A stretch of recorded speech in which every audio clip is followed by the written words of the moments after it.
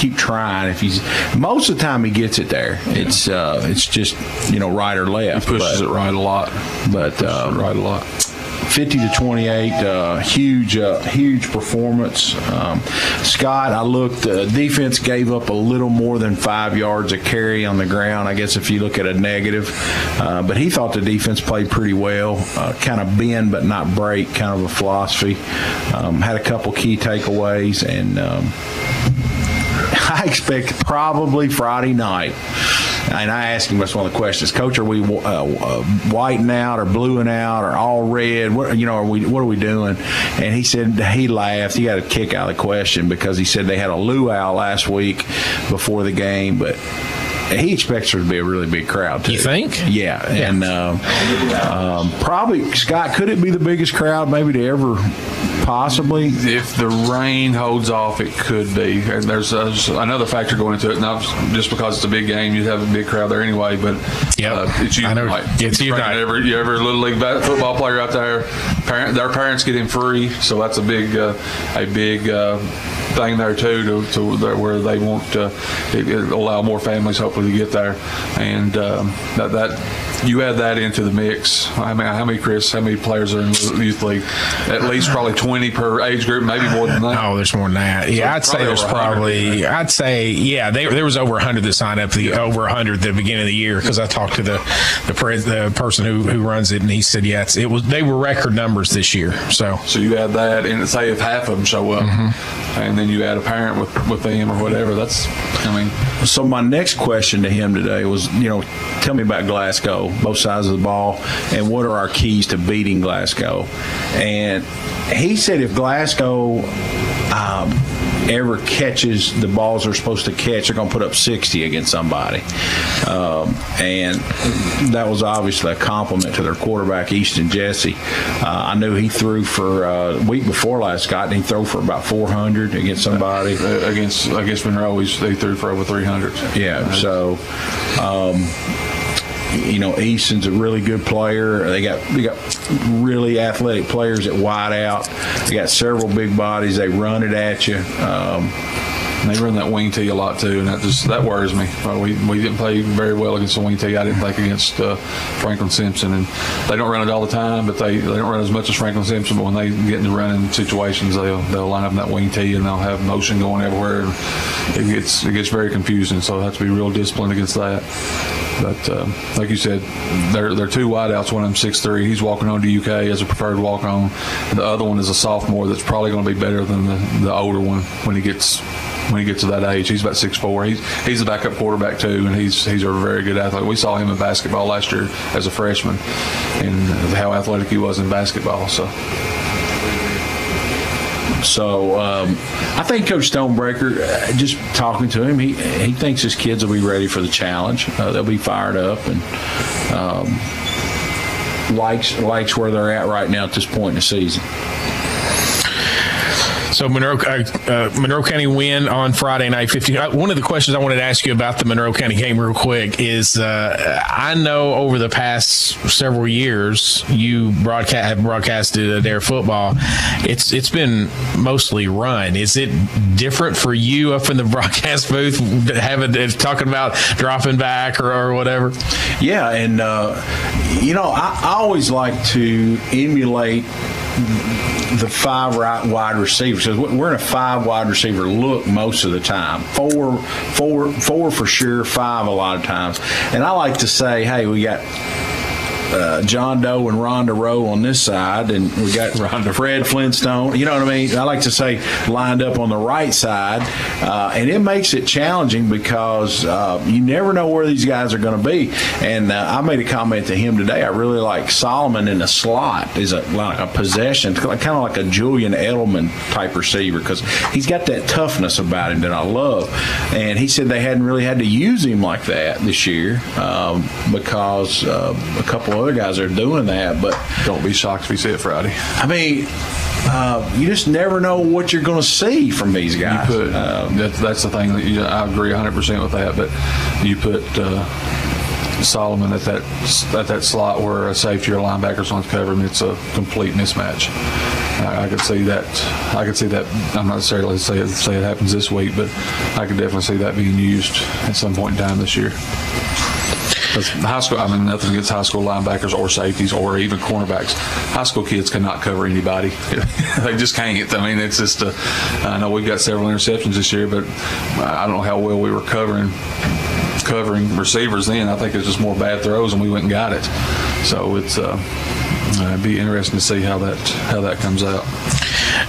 And one of the things that I know it doesn't get lost on you guys, but it's easy. I mean, it's Glasgow, and yeah, you know, obviously they're 5-0 and ranked ahead of you in the ratings or whatever. But this is a big district game. I mean, it's a huge district game. Big district game after losing the heartbreaker at Franklin Simpson for only loss, which has been the only district game up to now. Makes it even bigger. Of course, you know, on paper, it looks like Butler County, you know, they're struggling. We will be favored against Butler County Sure. in that game. And your other teams are just rock solid. Hart and help me, Scott. Franklin Simpson and Glasgow. In Glasgow. So it would be great to pick up. Obviously, you got to beat Butler County, but if you could pick up another win and get to third, because that other district that you face against in Western Kentucky, Union County is going to win that, and they're one of the best 5 teams in 3A. Mm-hmm. But other than them, they're not great. So if you could stay away from them at least the first round, you never know what kind of possible run you could go on. So that makes it even bigger. I would choose that, yeah. That makes it even getting away from that 4 seed is humongous, but I mean, so goals are goals. You need to make the playoffs first Sure. and then go from there. So I'm reading into this that they went away from you playing in your district. Is that Actually started last year. That's right. Playoffs last year. So, yes, they went away from that to play. Thank goodness, right? Oh, yeah. I never did understand. I guess there's some people complaining about travel and stuff like that. Sure. And these 4 seeds going to these 1 seeds and just getting demolished. For a second time. Places, yeah. Well, that even when they were traveling to the opposite district. Right. Yeah. It's good to see somebody else that you don't see. I mean, that's what I like about it is using that part of it.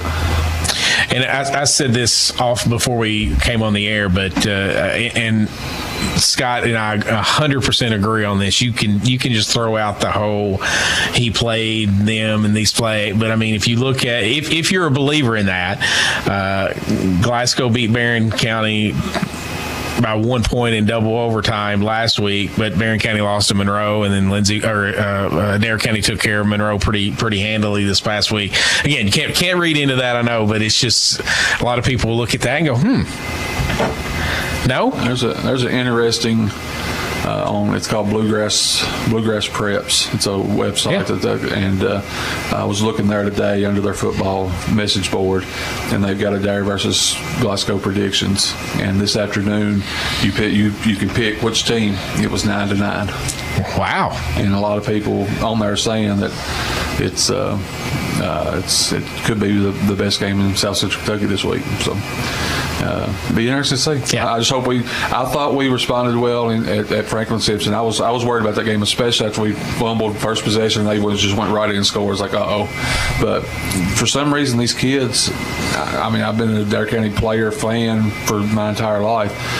It seems like a lot of times when things don't go our way, we just lay down. And for some reason, this team just don't. I mean, I don't know if Coach Stonebreaker's just got them believing that much, and they're different than what they normally are. So it'd be interesting to see. I mean, hopefully get ahead and stay ahead the whole game Friday. But is there one key that I mean, to me, when you play a rivalry game or a district game or something like that against a team that obviously will be favored against you, I always think the start is vital. You want to, the start of the first half, start of the second half. But is there one thing that either one of you? I think we've got to get pressure on Jesse. If you let him just sit back there, he'll pick you apart. I know they've been dropping passes and stuff, and that's why he's calling them drops, because they are drops. The ball's there. They're just not catching it. You can't depend on that. Like he said, like Coach Stonebreaker said, they'll hang 60 on somebody if they start catching it. You got to make Jesse uncomfortable, because if he sits back, he'll pick pick you apart. I got an interesting picture today, actually the other day, from Jacob Feast. He sent it to me, and it's Jeff Jesse and Eric Grant, and they met in the grocery store, and there's a picture of them together, and it says Adair versus Glasgow underneath. the two quarterbacks. The two dads of the quarterbacks, but that'll be interesting for sure. John, what's your one key in the game? How we play the run. I think how we play our defense early in the season was just the key to our team. The Bethlehem game, Scott, you agree? The next game, LaRue played lights out, and we've been bending since then. But we're really looking. We only gave up 200 and some yards overall the other night, which on 40 some carries, it was a little over 5 yards a carry. But eliminating the big play, making Glasgow drive it down. He talked about today winning a turnover battle. Of course, that's always a key. But if they do fumble it, we got to get on it. If they throw a bad ball, we got to pick it. Kind of a thing. So Adair County hosts Glasgow out at Adair County High School field. 7:00 is kickoff. You guys will go on the air around. We might go on around 6:30 because it's going to be. John's got a lot to talk about. There'll be people anxious, and we'll get on there, and I can kind of calm everybody down. Yeah, calm everybody down. Calm myself down. Get all the lineups announced. We got comments from Coach Stonebreaker. It lasts about 7 minutes, so probably around 6:30. I've got a request too. I'm not sure. I haven't looked at Lindsay's schedule. Are you bringing Grayson out Friday night? I will not be there. I'll be out of town. I was going to try to get Chris in the booth for a little while. I'm so sorry. We're on the road at Bluefield this weekend, so I'm leaving Friday to head there. I was hoping there'd be a home game, so you'd be out there. Yep. Let's talk Adair County volleyball for a moment. 9-10 on the season, coming off of back-to-back wins over Barron and Cumberland County this past week. Johnny, you got any reports? Well, just looking at the KHSA board since we had the show last week, lost to Pulaski on the 14th, and then beat Barron 2-0 on the 18th, and then last night beat Cumberland 3-0. They're home tomorrow night against Marion County. So that's really all I have. I don't have any individual notes. Those first 6 games on the road is finally hard to come back around. We're playing a lot of home games right now, so it's good on that. But I do think Coach Neat. I know. She's a fine person. She's a great administrator for our district, great teacher, and I know she's going to do a great job with volleyball. And I think they're improving. It's kind of the way I'm seeing it. So young. They're really young, and they're going to be fine. And I think 9-10, Scott. If you set a realistic goal, if you have a winning record, you're right at 500 now. So have a winning record would be a nice goal for them. I think another goal is to stay out of that 4 hole in the district. You get the same kind of thing we're talking about football, having played Union County as a 4 seed. As a 4 seed in the district tournament, you're going to be playing Taylor County, which is probably one of the top 20 teams in the state, and just nobody in our district can really compete with them. So if you could, this game against Marion is huge because you could get out of that 4 seed if you can win that tomorrow night. So it'd be interesting to see. I thought it was a nice addition too, Chris. Just want to throw this in here real quick. The Hall of Fame class was recognized at halftime. Good. That Craig Biggs had shared on the show who the class was, and they I didn't realize this. They had a little gathering for them on Saturday, a little brunch type That's thing. the official induction where they got up there and spoke a few words and all that stuff. So, but they had that on Saturday, and congratulations to them. I just think it's really nice. I hadn't got to see the board. I saw it last night in the gym, nice. but I heard it's really nice. And we needed something like that for visual there at the Adair County High School gym. All right. Anything else for Adair County? I've got boys golf finished their season yesterday at the regional tournament in Nicholasville. They got a 9th place finish percentage. The team shot 340, which was a 37-shot improvement from last year. Individually, Bodie Richard, 83, JT Lloyd, 85, Caden Burton, 85, Graham Robertson, 87, Jacker Kemp, 90 for their 5 scores. They count 4 of them like they do in college.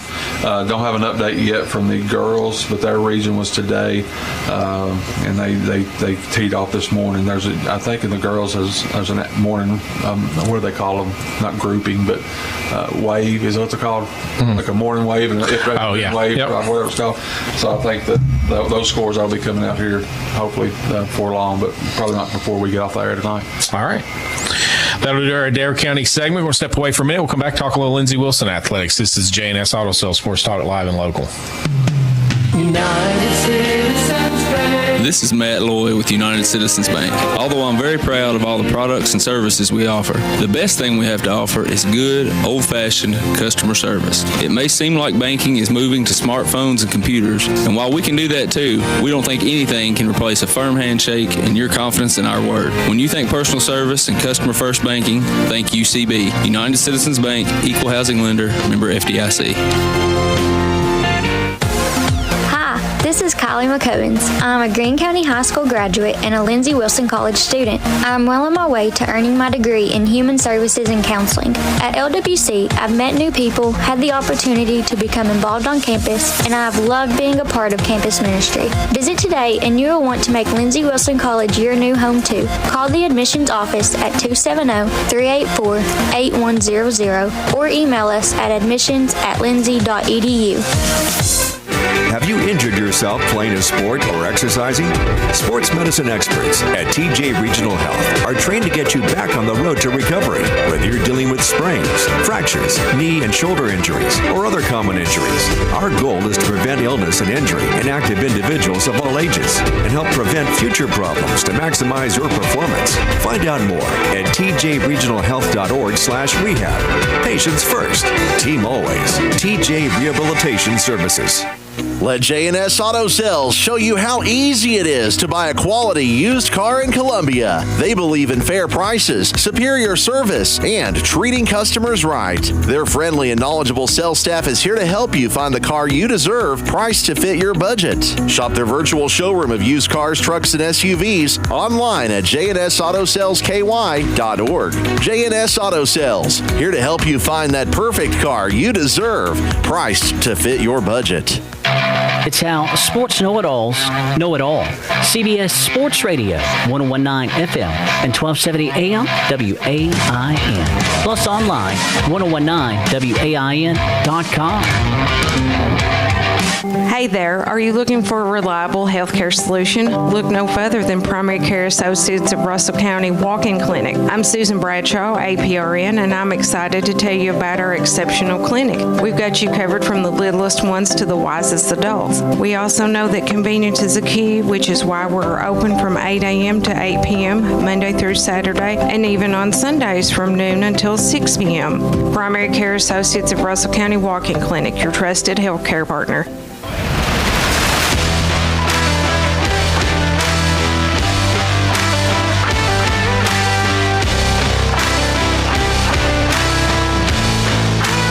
Welcome back to J&S Auto Sales Sports Talk Live and Local. Our sponsors are United Citizens Bank, TJ Regional Health, Lindsey Wilson College. Our title sponsor is J&S Auto Sales, alongside Scott Bennett, John Shelley, Austin Armstrong, our studio engineer. I'm Chris Wells, and let's talk a little Lindsey Wilson athletics. Start first with the men's soccer team, who moved up to 4th in the country today. Actually, the new poll came out. This time last week they knocked off the number 1 team in the country 3-0 on the road.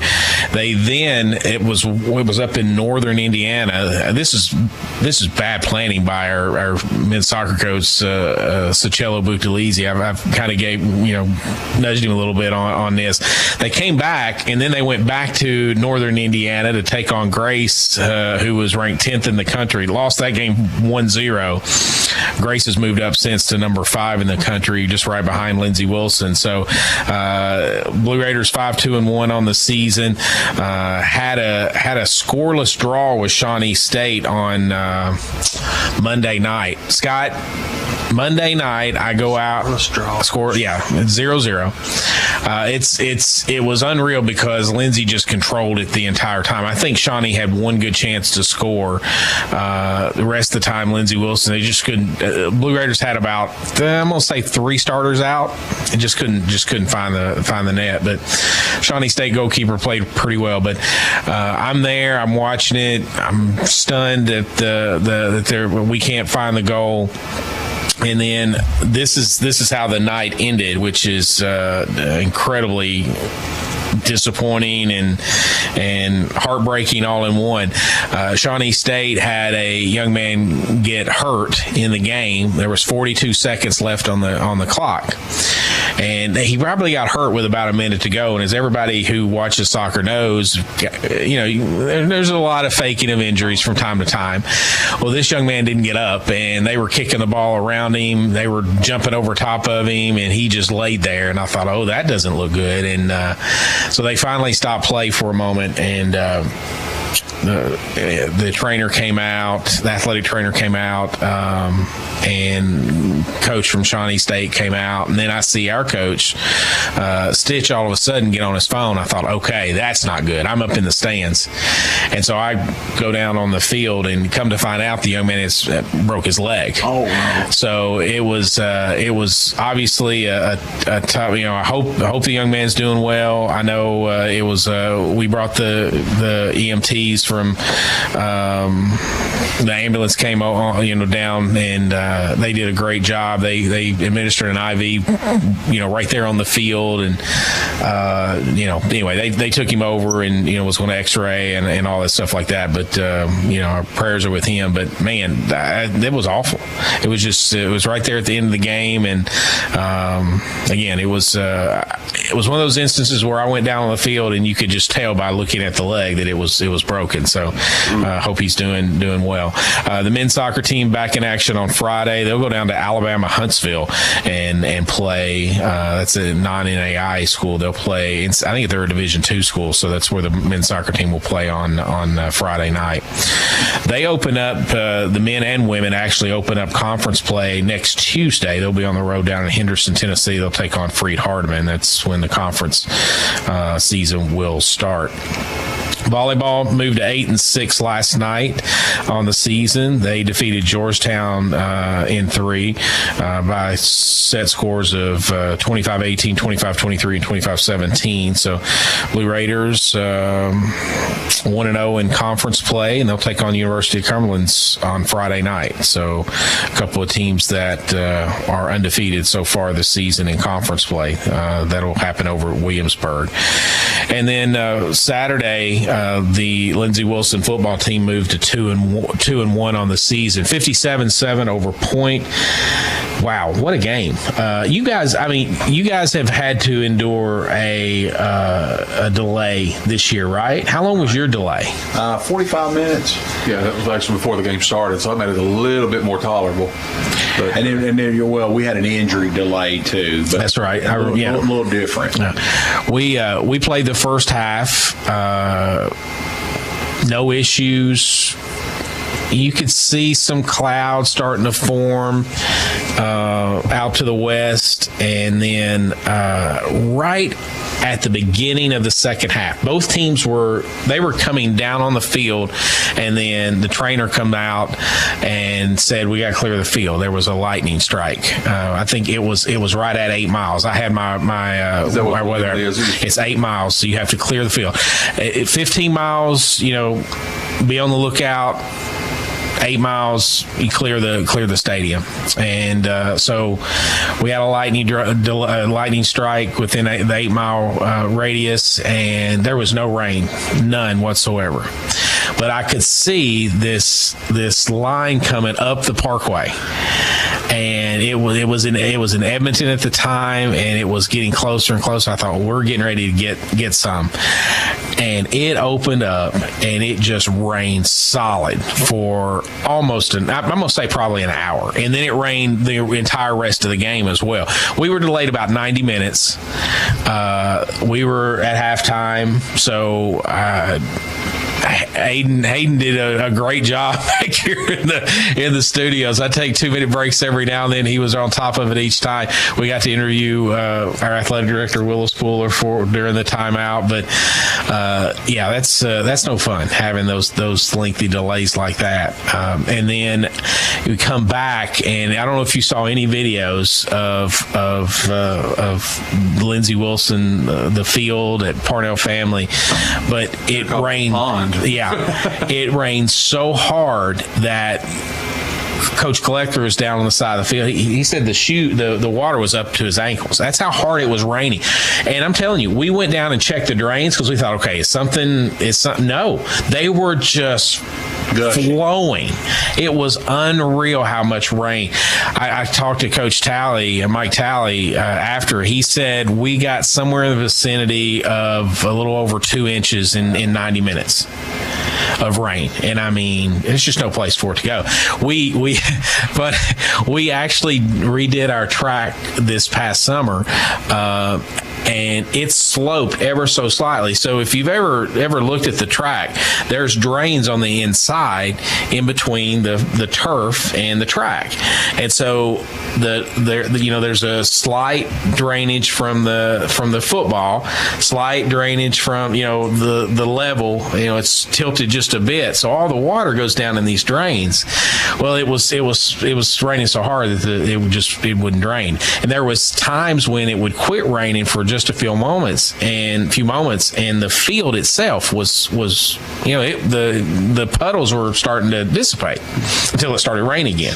So anyway, second half, Lindsey Wilson, who finished the game with 185 rushing yards, we didn't attempt to pass in the second half. We just ran the ball, and Point knew we were going to run it, and they couldn't do anything about it. Lindsey finished with 378 total yards of offense, 193 through the air. Ethan Cash threw for 3 touchdowns in the first half, and then again we didn't throw the football.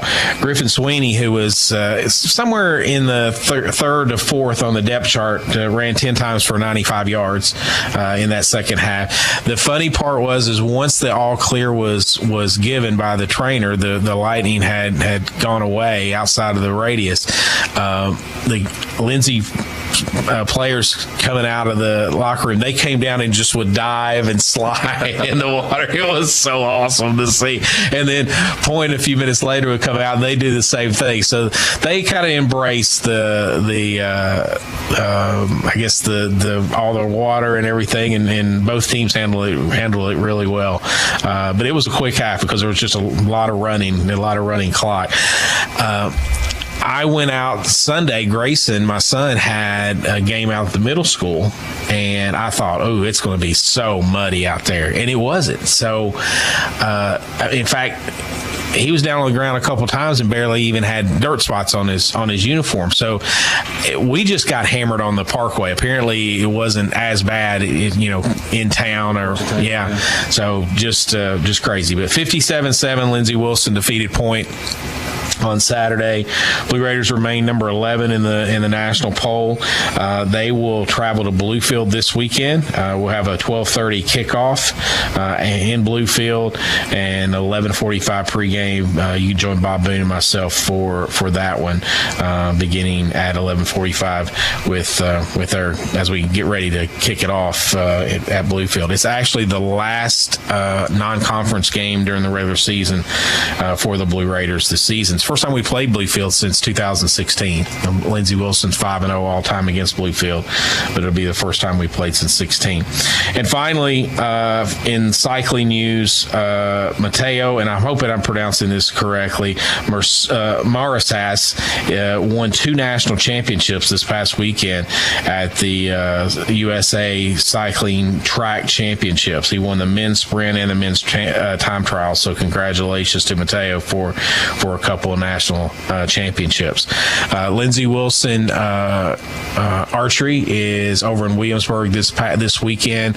They'll open up conference play in the 3D championships over there, and so lots going on. Just like Adair County, having some successful seasons on the hill at Lindsey Wilson, and just continue on that. It's hard to believe, but we're halfway through. A lot of our sports are almost halfway through their regular seasons, games, and it seems like just yesterday we were starting. But you're in week 4, week 5. What you guys are 5 and you're 4 and 1. You're in week 6.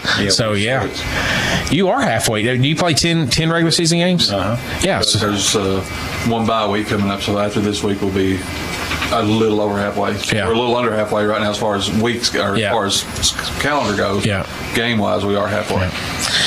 All right, that'll do my Lindsey Wilson report. We're going to step away for a couple minutes, let our sponsors do their thing. We'll come back. We'll talk a little UK, U of L, Western athletics with their football teams, and then we'll go to Asheville. This is the J&S Auto Sales Sports Talk Live and Local.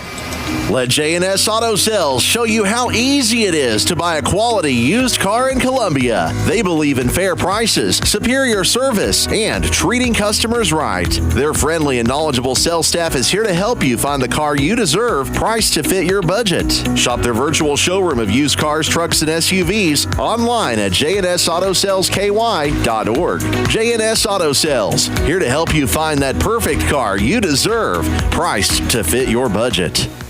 Have you injured yourself playing a sport or exercising? Sports medicine experts at TJ Regional Health are trained to get you back on the road to recovery, whether you're dealing with sprains, fractures, knee and shoulder injuries, or other common injuries. Our goal is to prevent illness and injury in active individuals of all ages and help prevent future problems to maximize your performance. Find out more at tjregionalhealth.org/rehab. Patients first, team always. TJ Rehabilitation Services. Hi, this is Kylie McCovens. I'm a Greene County High School graduate and a Lindsey Wilson College student. I'm well on my way to earning my degree in Human Services and Counseling. At LWC, I've met new people, had the opportunity to become involved on campus, and I've loved being a part of campus ministry. Visit today and you will want to make Lindsey Wilson College your new home too. Call the admissions office at 270-384-8100 or email us at admissions@lindsey.edu. United Citizens Bank. This is Matt Loy with United Citizens Bank. Although I'm very proud of all the products and services we offer, the best thing we have to offer is good, old-fashioned customer service. It may seem like banking is moving to smartphones and computers, and while we can do that too, we don't think anything can replace a firm handshake and your confidence in our word. When you think personal service and customer-first banking, think UCB. United Citizens Bank, Equal Housing Lender, member FDIC. Celebrating a birthday or anniversary? WAIN wants to hear from you. Birthdays and anniversaries brought to you by Betty's OK Country Cooking. Weekday mornings at around 7:20 on McKinney in the Morning. Call or text anytime. 270-384-2134. Birthdays and anniversaries brought to you by Betty's OK Country Cooking at 2339 Campbellsville Road, Columbia.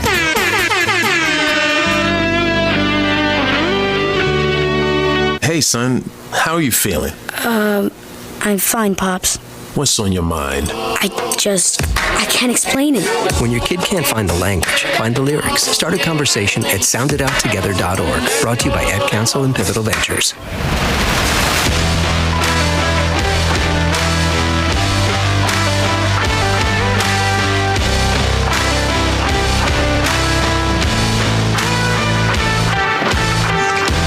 Welcome back to the J&S Auto Sales Sports Talk Live and Local. Our sponsors, United Citizens Bank, Lindsey Wilson College, TJ Regional Health, our title sponsor, J&S Auto Sales.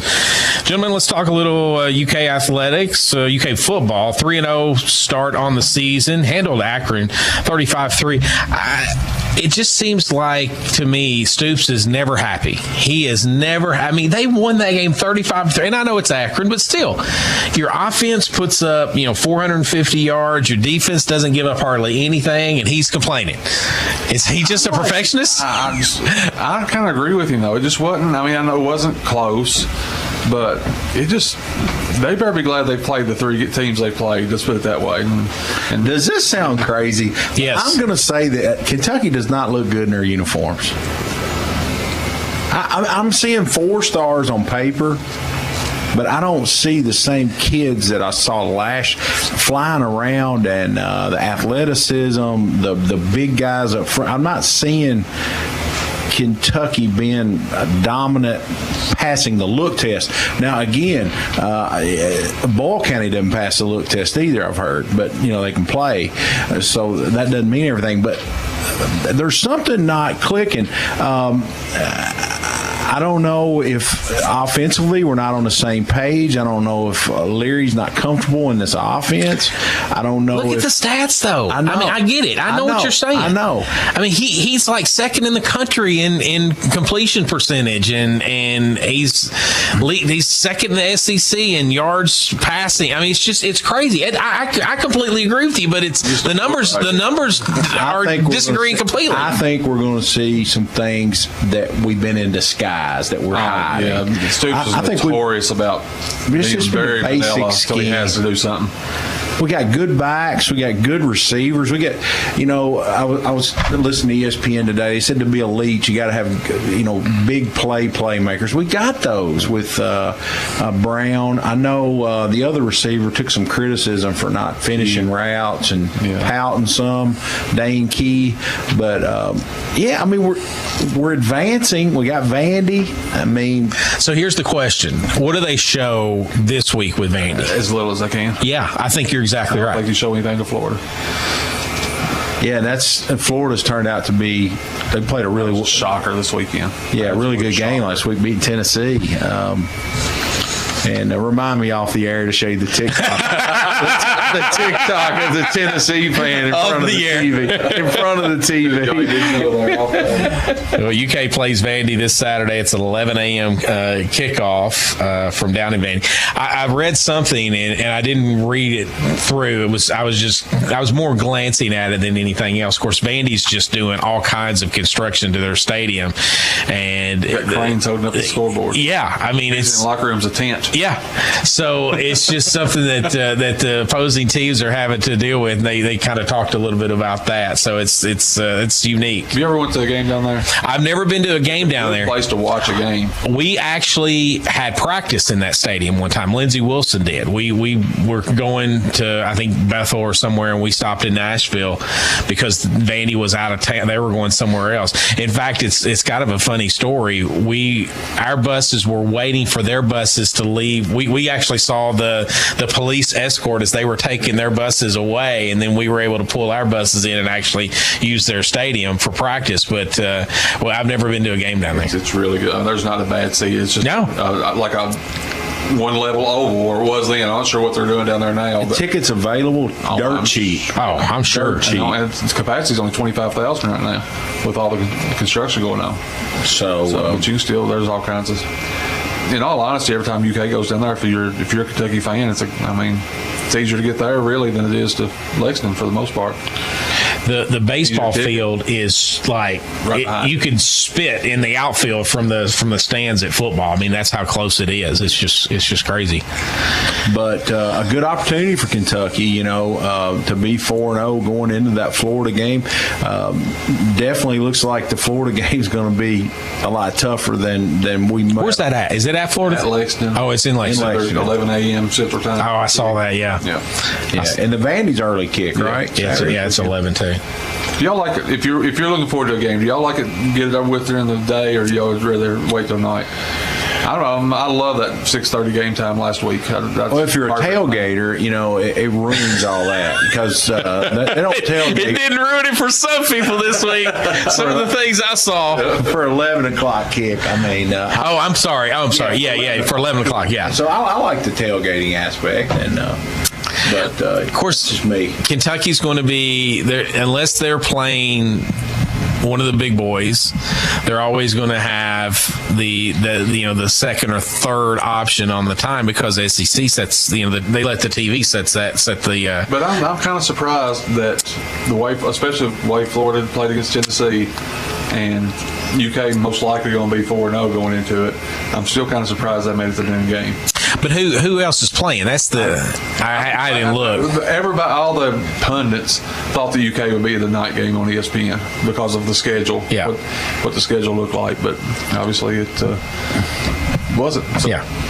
I'll have to look again and see what the schedule is that day. Chris, I saw an interesting stat today. We're last in the country in pace of play. Scott, am I right on that? Last, they gotta be or bottom close. 5, just in number of snaps. Yeah. Now, again, we're being efficient, but we're not playing fast. Against Akron, they had 450 yards of total offense on 48 plays. 48, I mean, that's almost 10 yards per clip per play, but I mean, only 40. And I think Akron had 60 something in the game. So it's a little surprising. Of course, I think, didn't UK return a kickoff or punt or something? They returned a couple of kicks back deep in Akron territory, and that kind of limits how many plays you can you'll run. But I know you're exactly right, and I see on social media anytime you watch UK play this year on social media, they're like, why are they going so slow? Why are they going? I mean, I see that. Mm-hmm. So yeah, I think that's. But again, is that just? That can work both ways. I mean, it can. Yeah, I mean, so maybe, I don't know. I just think we're holding some things back. I hope so, because I don't think we're playing our best. I don't think we're playing our best football right now. Not bad. No. I just don't think we're playing our best. Well, I mean, if you want to play your best, you want to wait until you get in the SEC to do that anyway. So the night SEC game on ESPN that night when UK plays Florida next weekend is Alabama Mississippi State. That's the one they're kind of surprised that. Yeah, that's Mississippi State's bad. Yeah, that is a little surprise. Unless Alabama wins. Alabama's played some night games recently because the Texas game was in the game. Yeah. So anyway, I don't know. U of L started 3-0 for the first time since 2016. They beat Indiana up in Indianapolis 21-14. It was 21-0 at halftime. Yeah. And I read where they had to Indiana that the Louisville defense stopped Indiana on 4th and goal late in the fourth quarter. Yep. Game saving tackle. I'll tell you what little I've watched, I watched a little bit I saw the highlights of it. They've got that receiver that's thrash. Yeah, he's almost a 90-yard touchdown reception for the first touchdown. He gets the ball in his hands. He can scoot. He's fast. What do you think about Brom? I mean, obviously. Oh, he's the real deal. He's professional, number one. His kids perform. I mean, they performed at Purdue. I don't think he's got the group of kids yet. I think. As a UK fan, that worries me. Yeah, but it's still they'll be.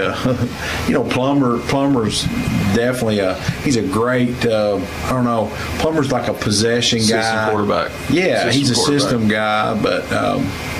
They're going to win a lot of games this year. Beat a good team. I thought Indiana was solid. I'm just curious because everything that I've seen the last couple of years, UK has just crushed Louisville in the recruiting of Kentucky kids. They're getting about anybody they want out of the state, and I just wonder if they're well on their way. And they got the top 7 players in Kentucky next year. Yeah, if they stay. And that's my point. It's the fact that does Braun care about that? Does he?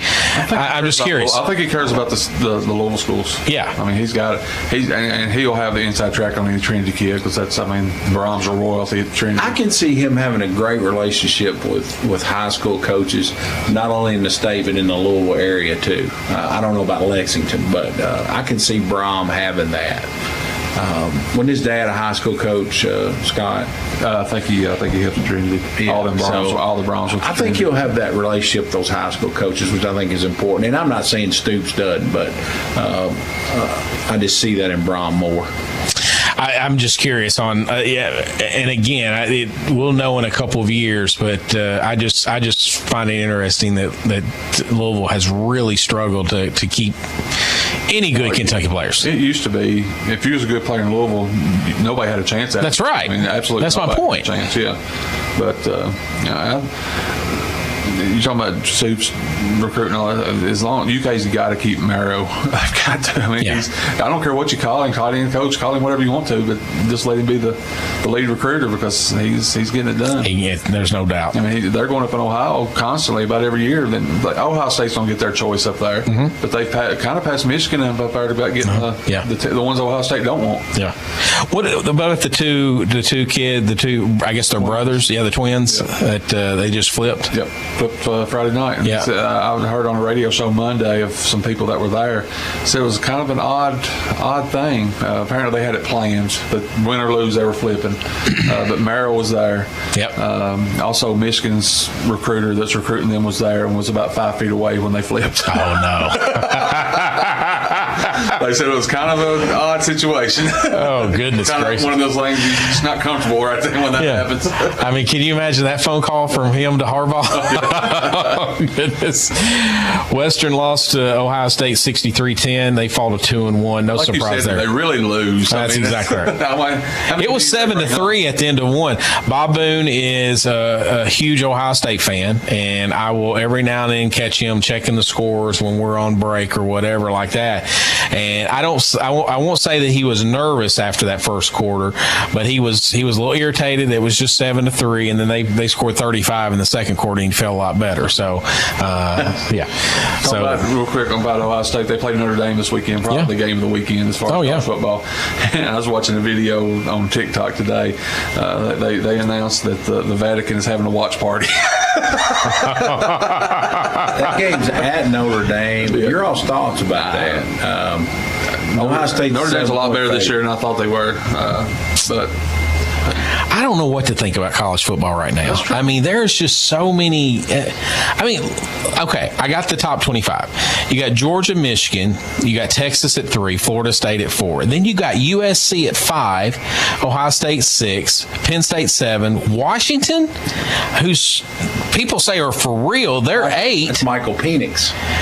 Notre Dame's 9, Oregon's 10, Utah's 11. I mean, the Pac-12's got 4 or 5. Yeah, they got 4 of the top 11. Speaking of Oregon, is this the week that Neon Dion gets smacked? I want to watch that game. I think Oregon wins that game. And I won't because it's a 3:30. It's a 2:30 kickoff. Yeah, it's an afternoon. I think Oregon wins that game. They're about a 3-touchdown favorite, but they play faster than fast. Oregon. I did see I don't know how much you all got to watch of the Colorado State game. It just lasted way too late for me. They said normally that late night game for ESPN normally draws 1.5 to 2 million views.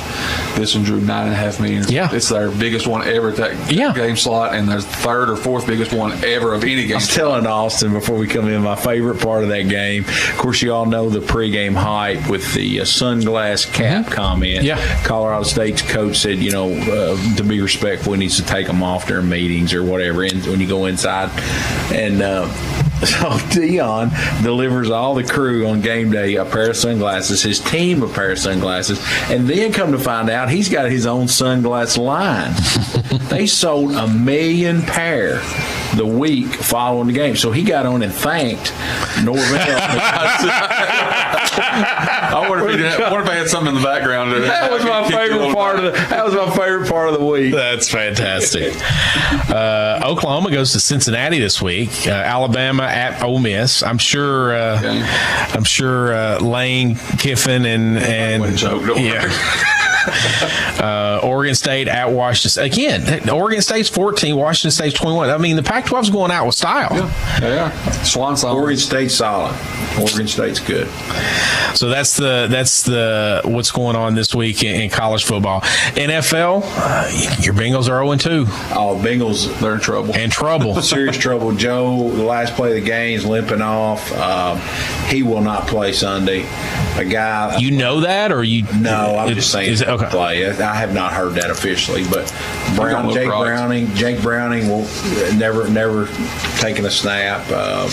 And then the Rams are, they played 49ers pretty well for a half Sunday, and then they won their first game. They upset somebody, so it's not a gimme. I think we're going back to the early mid-'90s on the NFC. I think we're just straightforward. Going to be a Dallas-San Francisco championship game. Gosh, I hope so. I wouldn't be shocked at all. The Eagles might have something to say We about got a it. mess in Chicago too. I guess y'all been following all that with the coordinator. Their own field's pretty hard too. Tennessee at Cleveland. Cleveland lost their running back for the year. Did you see the thing about the last 4 Monday night football games? Yeah. So it was 2 last year and then 2 this year. The 2 this year was Aaron Rodgers and Chubb. Kyron Murray at Arizona. He got hurt, and there was one other, I can't remember who the fourth one, but the last 4 Monday night. Somebody said season ending. They've had superstars. Yeah. Wow. Just crazy. So, you got Philadelphia at Tampa this week and Los Angeles at Cincinnati. When did they start doing 2 Monday night games? I don't like this. I don't like it. I don't like it. Because you've got to make a choice there. I mean, because they overlap each other. Yep.